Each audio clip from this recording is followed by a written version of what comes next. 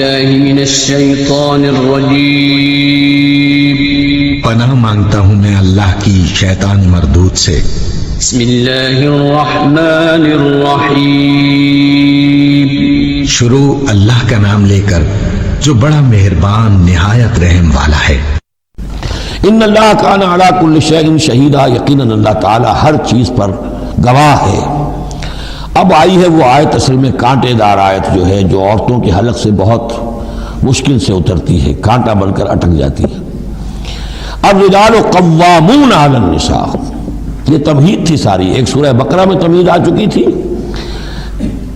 علیہن لہن مثل الذی علیہن بالمعروف وللرجال علیہن درجہ، یہ کہہ کے بات چھوڑ دی۔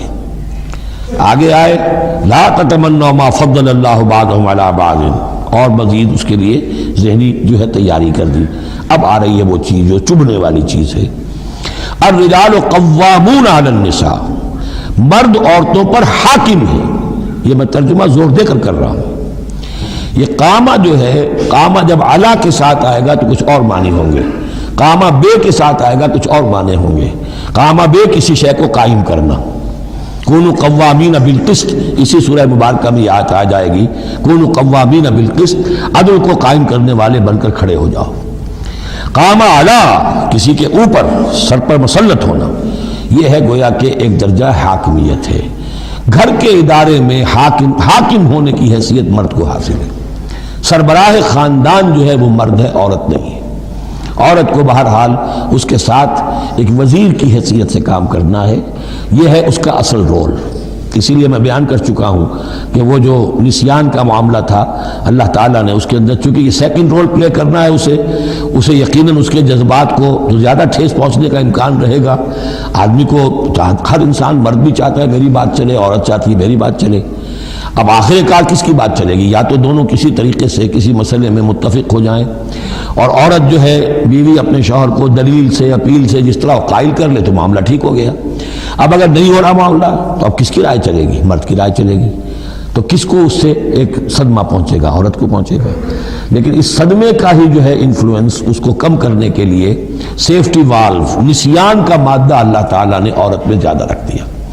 اسی لیے پھر اس قانون شہادت کے اندر ایک مرد کی جگہ 2 عورتوں کو وہاں پر اس کا نصاب رکھا گیا۔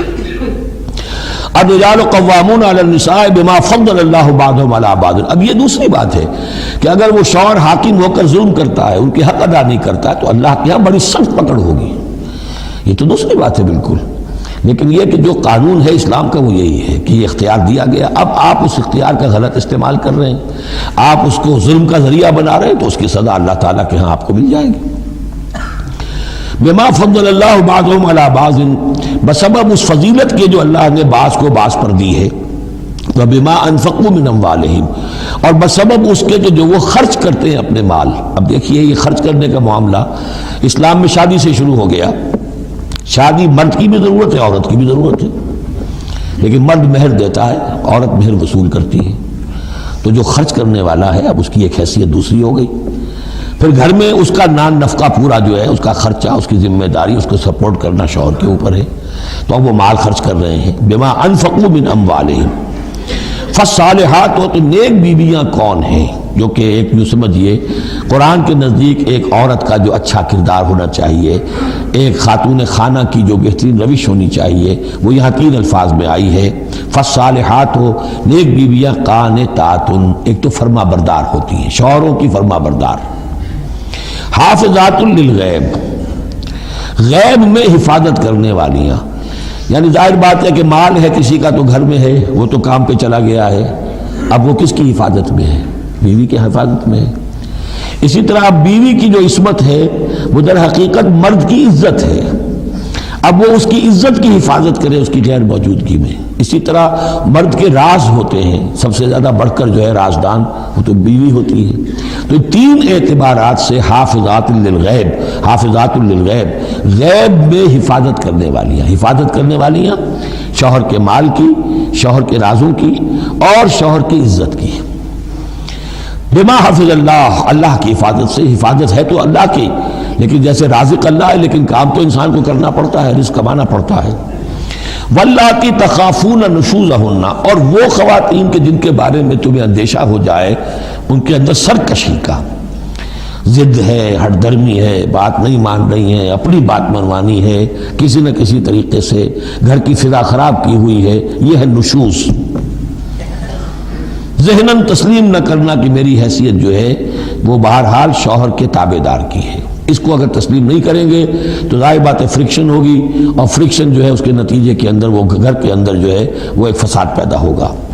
واللاتی تخافون نشوزہن فعظوہن، تو ان کو پہلے تو نصیحت کرو، واہجروہن فی المضاجع، دوسرے تنبیہ کے طور پر ان سے تعلق اپنے بستر علیحدہ کر لو اور ان کے ساتھ وہ تعلق ضر و شو جو ہے کچھ عرصے کے لیے بند کر دو۔ وَاضْرِبُوهُنَّ، اس پر بھی ٹھیک نہ ہو تو انہیں مارنے کی بھی اجازت ہے۔